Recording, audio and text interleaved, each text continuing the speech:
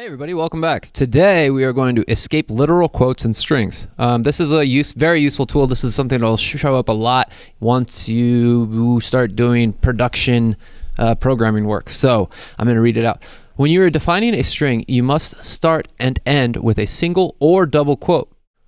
What happens when you need a literal quote, like when you need to use an actual parenthesis or a single quote inside your string?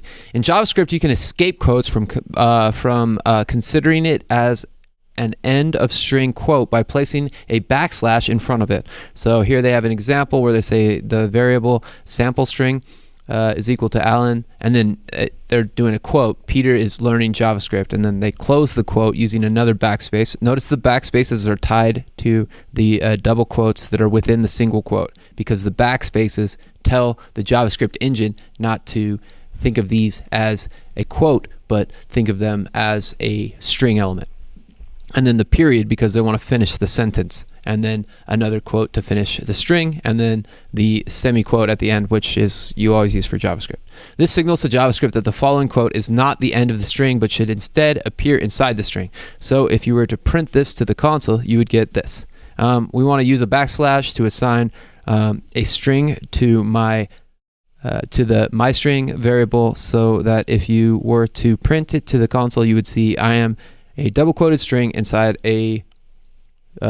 double quotes. So I'm just going to copy this. This is the result I want, and I'm just going to paste it into the string.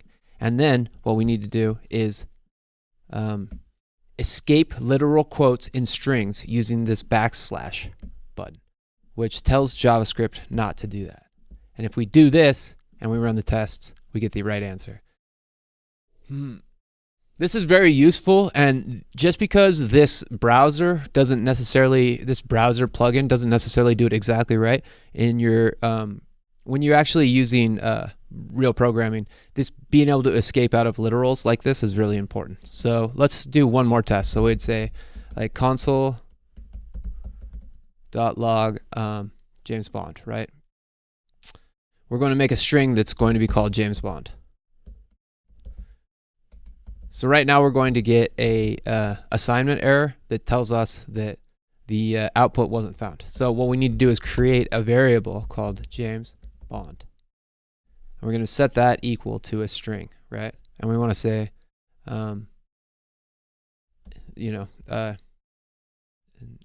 and James said,